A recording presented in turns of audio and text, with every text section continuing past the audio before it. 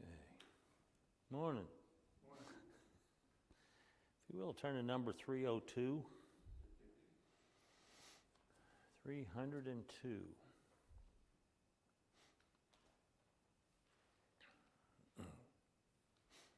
Far and near.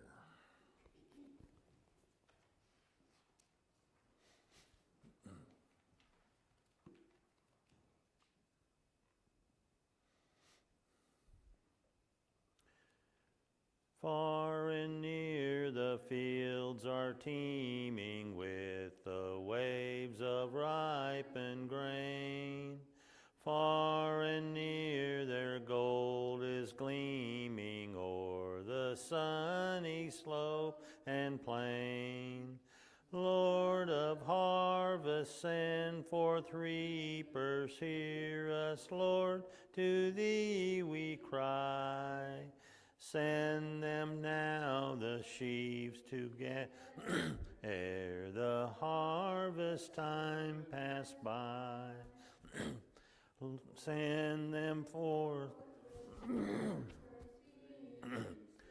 them in the noontide's glare, when the sun's last rays are gleaming, bid them gather everywhere. Lord of harvest, send forth reapers, hear us, Lord, to thee we cry. Send them now the sheaves to gather ere the harvest time pass by. O thou whom thy Lord is sending, gather now the sheaves of gold. Heavenward then at evening wending, thou shalt come with joy untold. Lord of harvest, send forth reapers, hear us, Lord, to thee we cry. Send them now the sheaves to gather ere the harvest time pass by. Austin, would you start? Heavenly Father, we come before you once again this week, thanking you for getting us through another week and able to come here this first day of the week where we can freely worship, and we're just so thankful that we have this time together. Father, we pray for those who are sick and ailing, and that they can get nursed back to health. Father, we also just want to thank you for your word, and as we continue to study the Gospels, and at this particular time, studying Jesus and the trials coming up, and we're just thankful that we have this as a document that he did die for us, and that he came here for us, died for us, and was resurrected. And we just pray that we open up our minds as we continue to study through this book of Matthew. It's in Jesus' name I pray. Amen. Amen. Matthew chapter 26. Not Genesis, Matthew. Get my days confused. Jesus' time has arrived. One that he had escaped several times before when the Jewish leaders tried to arrest him. But this time is different. Before, there was still much needed work to be accomplished. But now, however, the appointed time for the ending of his ministry and the giving of his life for all men had come. Jesus freely offered himself. Judas has played a part by leading the temple guard to Olivet and pointing out who among the 11 men is the one to be arrested. The 11, though having been prepared for this moment the past 3 years, have yet to realize the gravity of the situation. Denying that they would ever leave Jesus, we find them fleeing the scene. Jesus steps forward to announce to the multitude that he is the one that they came looking for, and gives himself to them. And as they begin to tie him up, he asks them why they're treating him like a common criminal. They had witnessed him teaching and preaching and healing for the last 3 years, and never once did he try to hide himself. He was public about everything he said and did. Even now, he's freely turning himself in. Doesn't have an army behind him to protect him. Now, over the next 9 hours,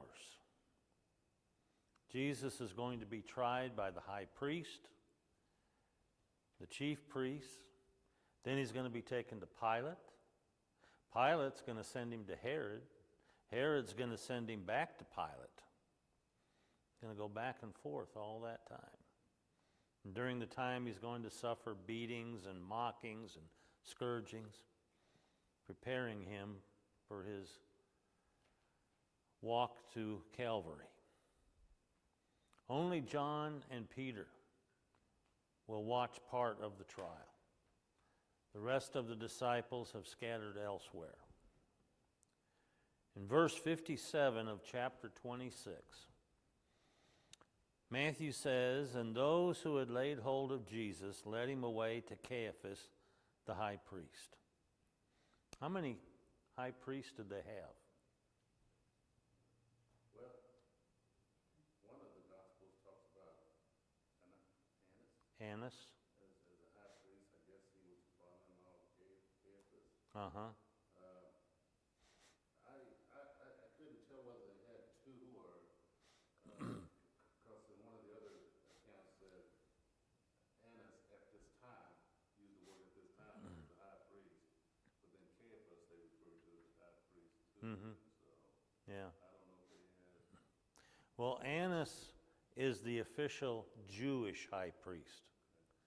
Caiaphas is the one who has been chosen by the Romans to be the high priest. Annas is the one that the Jews recognize, but Caiaphas is the one that deals with the Romans. Okay? So they lead him to Caiaphas, where the scribes and the elders were assembled. Since Caiaphas is the only one that the Romans recognize, they have to take him before him because he's the one that's going to deal with Pilate. Pilate's only going to recognize him, that there's a problem, that Jesus needs to be put to death. But Peter followed him at a distance to the high priest's courtyard. He went in and sat with the servants to see the end. Now the chief priests, the elders, all the council sought false testimony against Jesus to put him to death, but found none. Even though many false witnesses came forward, they found none. But at last 2 false witnesses came forward and said, "This fellow said, I am able to destroy the temple of God and to build it in 3 days." And the high priest arose and said to him, "Do you answer nothing? What is it these men testify against you?" But Jesus kept silent. The high priest answered and said to him, "I put you under oath by the living God. Tell us if you are the Christ, the Son of God." Jesus said to him, "It is as you said. Nevertheless, I say to you, hereafter you will see the Son of Man sitting at the right hand of the power, coming in on the clouds of heaven." Then the high priest tore his clothes, saying, "He has spoken blasphemy. What further need do we have of witnesses? Look, now you have heard his blasphemy. What do you think?" And they answered and said, "He is deserving of death." Then they spat in his face and beat him, and others struck him with the palms of their hands, saying, "Prophesy to us, Christ. Who is the one who struck you?" Now Peter sat outside in the courtyard, and a servant girl came to him, saying, "You also were with Jesus of Galilee." But he denied it before them all, saying, "I do not know what you are saying." And when he had gone out to the gateway, another girl saw him and said to those who were there, "This fellow also was with Jesus of Nazareth." But again he denied with an oath, "I do not know the man." And a little later, those who stood by came up and said to Peter, "Surely you also are one of them, for your speech betrays you." Then he began to curse and swear, saying, "I do not know the man." Immediately a rooster crowed. And Peter remembered the words of Jesus, who had said to him, "Before the rooster crows, you will deny me 3 times." So he went out and wept bitterly. Now, critics of the Bible argue that the account of Jesus' trial has several technical violations of Jewish jurisprudence. Violations that the Sanhedrin would never deliberately take part in by denying Jesus basic justice. Well, are these critics not aware that in every society there are injustices? I mean, it doesn't matter. There's always a bias in some court. All we have to do is take a look at President Trump and see that to be the case. They're totally ignoring the law. Oh, we're here to uphold the law. Yeah, right. After all, each of the gospel accounts has recorded the various incidents of the religious leaders opposing Jesus at every turn. We've been reading through that as we've been going through Matthew. They would send scribes, they would have Pharisees and Sadducees and whoever. The Herodians would even come and test him. Not to mention their plot to kill Jesus was by special invitation of the high priest. Only those who agreed that Jesus needed to be destroyed were invited to be part of this plan. They had decided they could do nothing before the Passover. Why? It's because they didn't want to desecrate the Passover?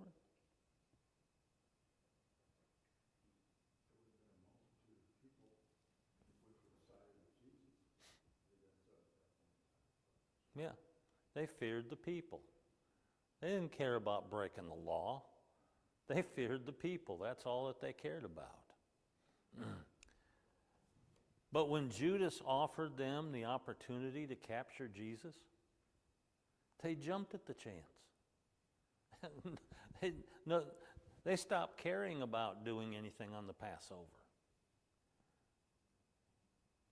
They did, however, do this under the cover of darkness in the middle of the night, didn't they?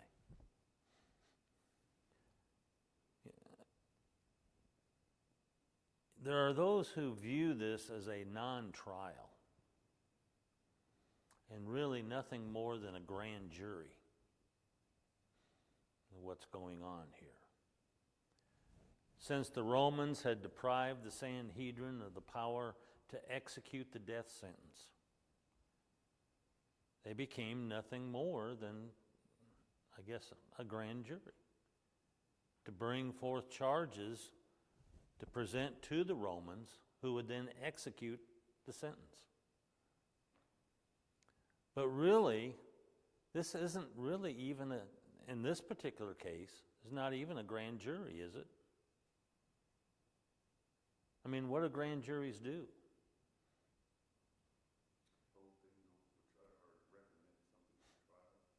Okay, they determine whether there's enough evidence for it to go to trial, right? Well, is that what's going on here? Their mind is already made up. They don't care. They're not going to, they're looking for witnesses to bring forth evidence, but it's not true evidence. It's false witnesses. I mean, this is all smoke and mirrors on their part to try to convince the people that they had done everything properly so that they could put all the blame on Pilate. Pilate's the one that did this, not us. But the critics of the Bible ignore this. They ignore the fact that the Bible is inspired of God. It's not the words of men. I mean, this trial here is akin to the sham trial of Naboth, because Ahab wanted his land. 1 Kings 21, verse 7 to 14. The only purpose of this mock trial was for show, to satisfy the cooperation of Pilate as well as the people. I mean, one would think that Soros was funding this heresy, the way it's going. Matthew and Mark say the high priest, the chief priests, the scribes, the elders, the entire council, they say, were assembled to hear this case. The entire council would be 71 members of the Sanhedrin. But it only required 23 to make a quorum. Remember, this was by special invitation of the high priest only. So the only ones that came were those who agreed with what they were doing.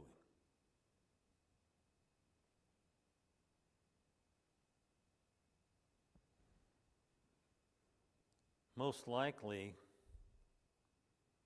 that's what these two accounts mean, that all the council was there. In other words, they had a quorum. A quorum would represent the entire council. Okay?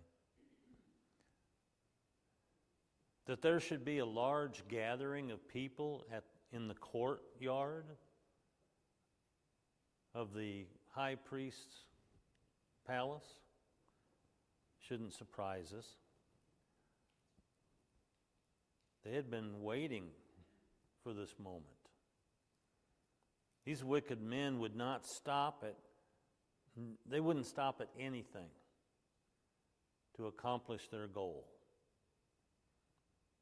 Now, some scholars scoff at the idea that this council would pay people to be false witnesses. Why?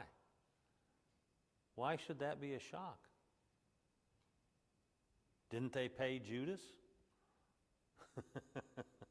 Yeah, they did. So why not false witnesses? But they're looking at, it says they couldn't find any. But there were apparently a number that came forward to be part of it. But the ones that came forward didn't have the information that they were looking for to getting on. Their consciences were seared. They would do anything to put Jesus to death and not lose a night's sleep over it. Under the law, no less than 2 witnesses were required to verify a thing. Deuteronomy 17, verse 6. 19, verse 15. It's amazing that, that they are having problems finding these 2 witnesses. And it didn't matter that they would be paid, because Jesus is he's too prominent of a figure, public figure. And maybe it was that no one really wanted to be involved. they kind of, just to please the high priest, went in to say that they had something, but it wasn't enough. Type of testimony they sought was the kind that would hold up to public opinion, as well as to satisfy Pilate. So it had to be a twofold testimony. It had to meet two tests. And that's possibly why they were having trouble finding these witnesses. But finally, two witnesses come forward, the minimum, come forward, twisting the words of Jesus to make it appear that he's a dangerous man. Yeah. Yeah. Yeah. Yeah. Spin. Yeah. Yeah. Yeah, this wasn't the no spin zone, was it?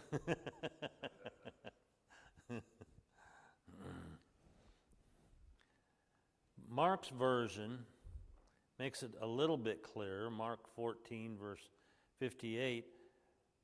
We heard him say, I will destroy this temple that is made with hands, and in 3 days I will build another, not made with hands.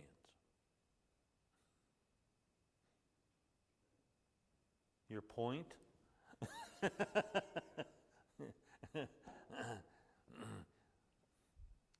So taking Jesus' words out of context and making it teach what the Jews thought about the physical kingdom. You know, they're not thinking spiritually like Jesus was when he made those claims. Because they failed to accept the figurative sense in which it was meant to predict his death and his resurrection. Colossians 2:9. John chapter 10, verse 17.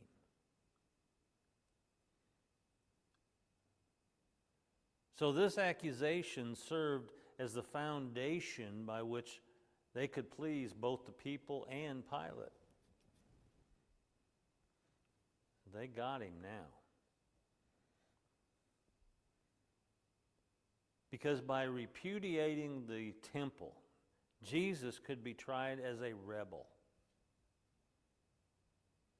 which neither the Romans or the Jews wanted. Well, they claim that they didn't, but they talked out of both sides of their mouths. Verse 62, we find the high priest Caiaphas standing up, asking Jesus why he doesn't defend himself. Well, of course, we know.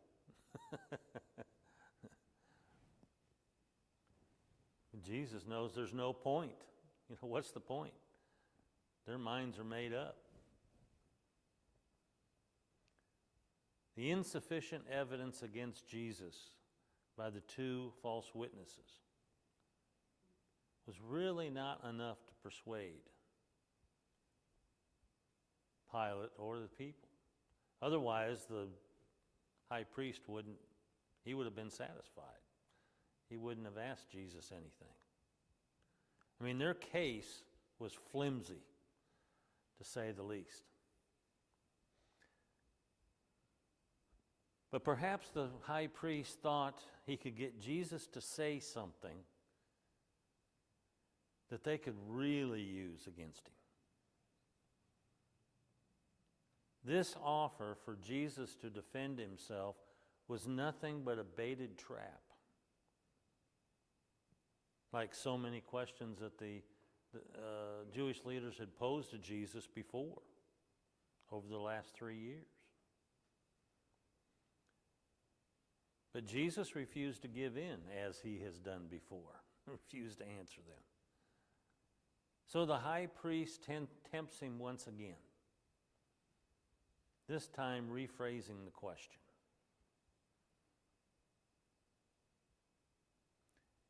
He's expecting Jesus to answer him through an oath before God.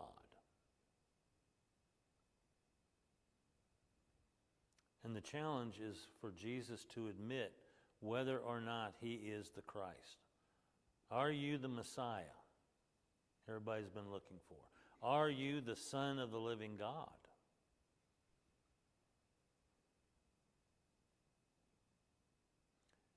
To which Jesus answers with the truth. Even though it's self-incriminating, he answers. It's not like he hasn't said it before. He said it time and time again before. But the people weren't ready to hear it. They weren't, just didn't listen, didn't click. Just as Jesus had freely turned himself over to the multitude for arrest, he now freely incriminates himself.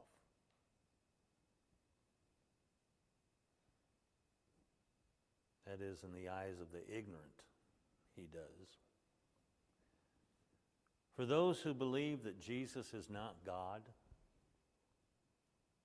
and there's no way to prove it,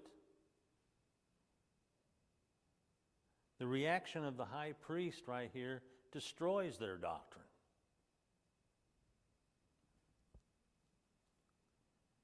I mean, they understood perfectly the question that was asked and how Jesus answered it.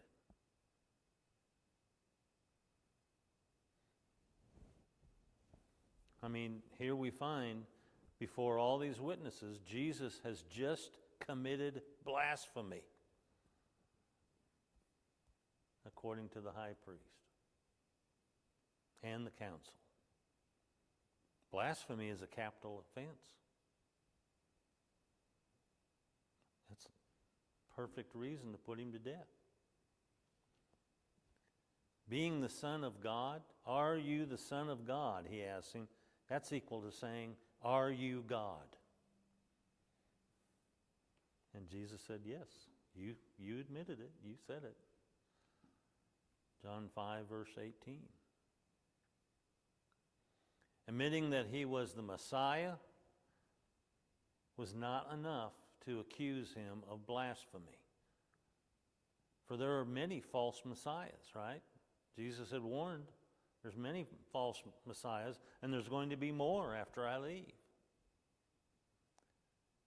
The first time Jesus goes before Pilate, nothing is said about blasphemy. But the second and the final time, the statement that Jesus believes he is God caused Pilate to lose his nerve. John 19:7. Particularly after his wife told him she had a dream about Jesus. Which is why they had that sign, King of the Jews. Nevertheless, the reaction of the high priest tells us Jesus was very clear about who he was. There were no ambiguities in his answer. They understood him perfectly. The people understood the question the high priest asked, and they understood perfectly Jesus' answer. They didn't need any more false witnesses. They didn't even need the two that came. Because by his admitting that he was God, he committed blasphemy, which is the death penalty. That's what they needed.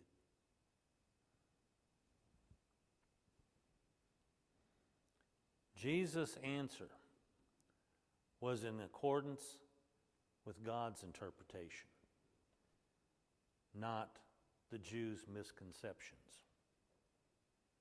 These Jewish leaders were so focused on their goal in ridding themselves of Jesus that when he answered the question of the high priest,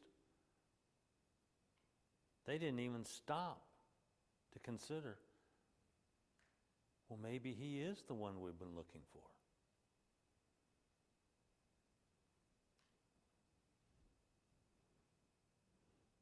It was because of their misconception of the Messiah and the kingdom that prevented them from ever considering Jesus as the promised one. Despite what he's told them time and time again, despite all the miracles that he had performed, they didn't care. It was Daniel chapter 7, verse 13 and following, that we find the prophecy of the Messiah, the Son of Man, coming in the clouds of heaven.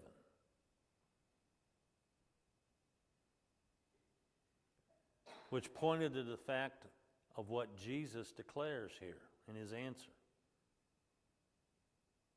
That he is the universal king spoken of by the prophet Daniel.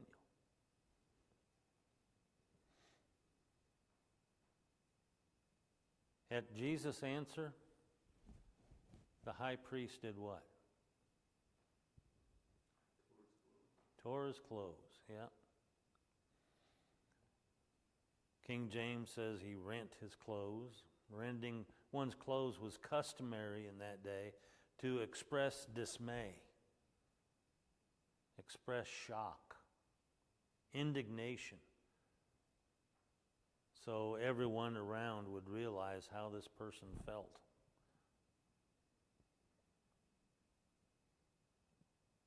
This was not the first time Jesus had spoken about his messiahship, about his being God. John 7, verse 31. Chapter 10, verse 38. Chapter 12, verse 37.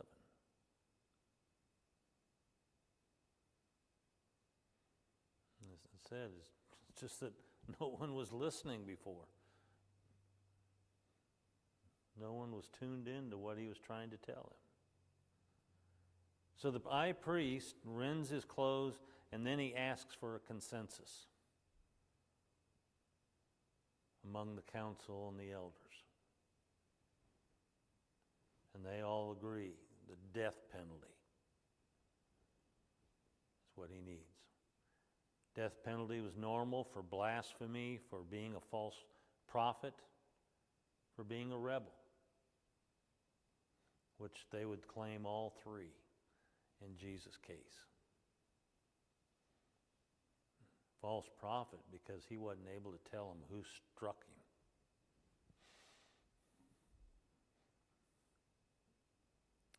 They wouldn't tell him until, I don't know if it's Luke, because by reading Matthew, you would think that he would have saw who struck him, but then according to Luke, I think he said he was blindfolded there.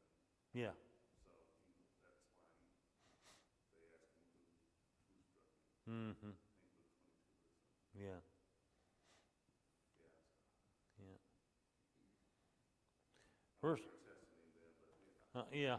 Mm-hmm. Yeah. Verse 69. We're told Peter was outside in the courtyard, while Jesus was inside in the palace with the high priest and the council. Only John informs us that he and Peter followed the multitude and Jesus to the palace of the high priest. After they fled the garden with the other disciples, they're the only two that proceed on with Jesus. Now John, we're told, was known by the high priest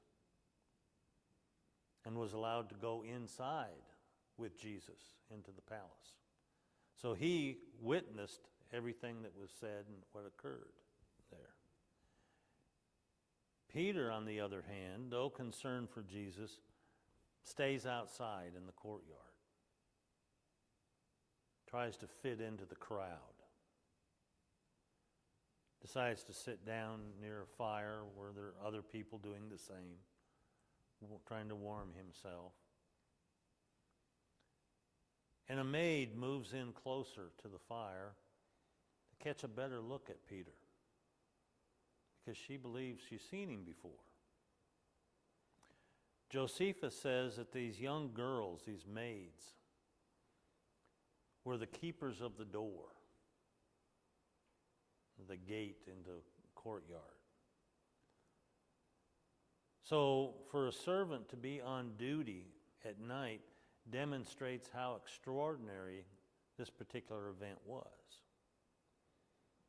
Surely this gathering of the people in the courtyard, they're all mingling together, they're all discussing what's going on, what they think it will happen. And one commentator believes this maid moved in to be able to show others that she knew something they didn't. Don't know. But her question to him was an unproven observation so far on her part. Moving in, expecting a negative answer. And the anxiousness of Peter caused him to uneasily tell her he didn't know what she was talking about. I don't know him.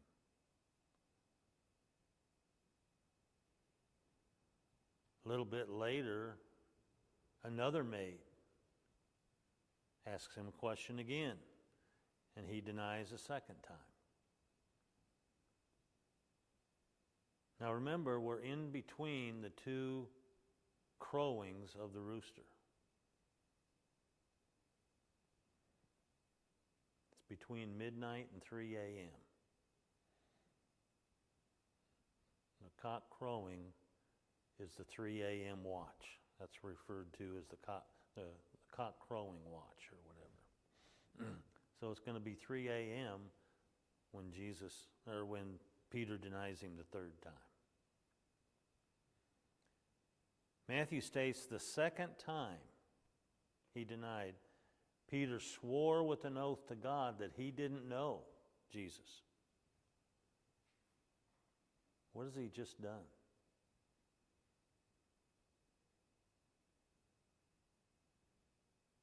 He just perjured himself, didn't he? Yeah, he perjured himself.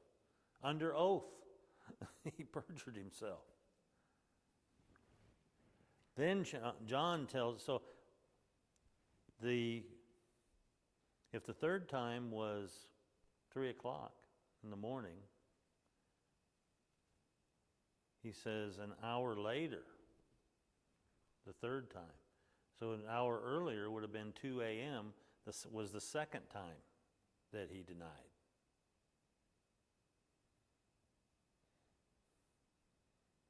So a third person questions him an hour later, which again he denied his knowledge of Jesus, and the rooster crowed as Jesus predicted.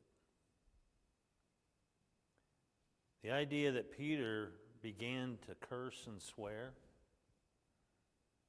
due to his frustration with the constant hounding of who he was does not mean cursing and swearing as we think today. Okay? It was different. To curse meant he was calling the wrath of God upon himself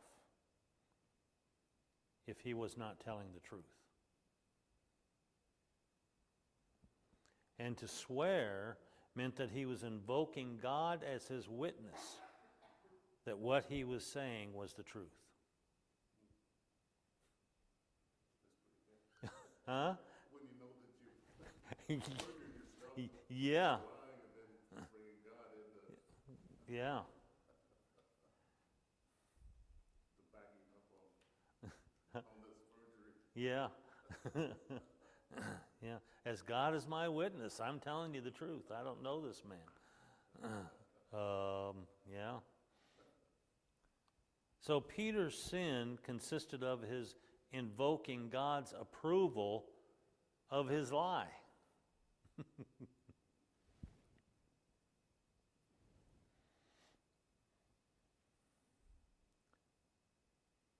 Now, the fact that he told the people he did not know Jesus, that was actually true, wasn't it? As most people today believe that they know Jesus when they don't really know him. Because if Peter really knew Jesus, he wouldn't have worried about Jesus' destiny. He would have believed every prediction that Jesus had told him and the others about. He would have been looking for Jesus on the other side of the cross.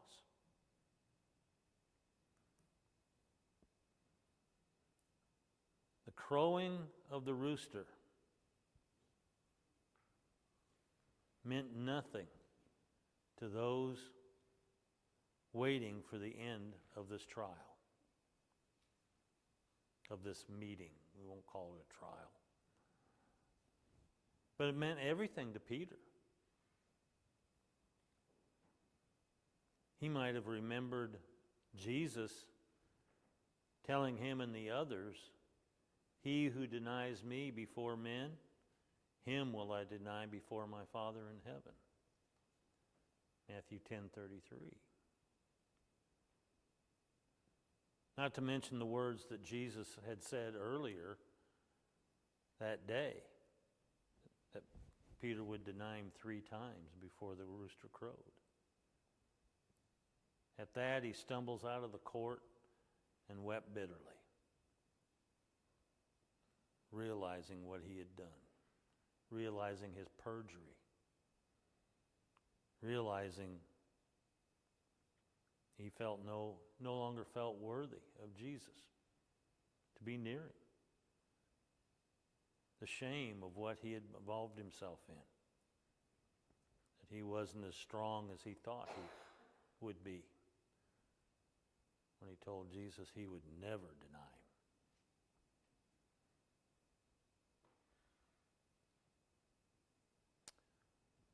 That's the end of chapter 26. Just a comment, I mean, you know, we've already established, I mean, those 2 witnesses might not have been needed at all because Jesus did incriminate himself. Jesus did admit to who he was and so forth like that. Under question number 4, the type of testimony they sought was the kind that would hold up to public opinion as well as satisfy Pilate. And I know we haven't got to Pilate yet, but I'm just wondering, did they ever satisfy Pilate? Because his wife was troubled over him as well as Pilate washing his hands, but we haven't got to that yet. Yeah. No, I don't think they ever did satisfy Pilate. The only reason he did is just to keep the peace. I mean, he's just as weak as the Jews. I just wonder, like I said, I know we haven't got to it yet.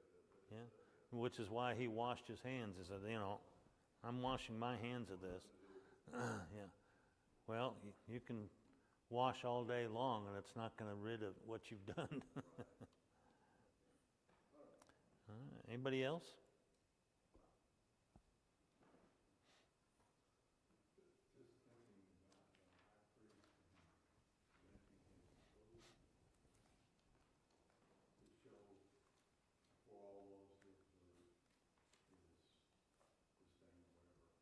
Showmanship. He was an actor.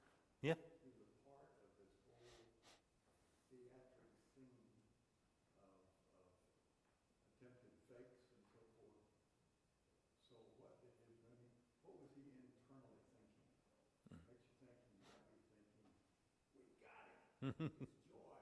It's not Yeah. thinking from the standpoint of what the crowd would think when they saw him take that action. Well, and it might have been shock that he actually admitted it, that he gave them what they wanted.